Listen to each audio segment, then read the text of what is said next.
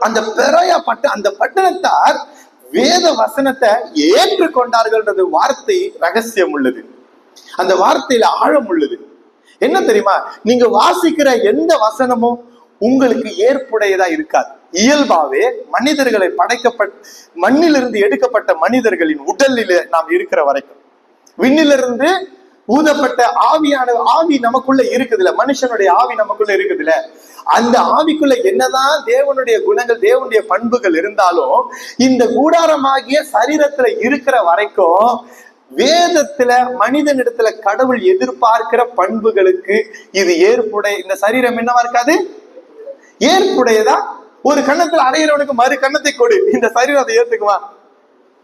ஏற்புடையதாவே. ஆனா குணசாலிகள் என்ன பண்ணுவாங்க தெரியுமா, அப்படியே அந்த வசனத்தை ஏற்பாங்க, அந்த ஏற்றுக்கொள்ளுவாங்க. அப்படின்னா இந்த உடலுக்கு இது ஒத்து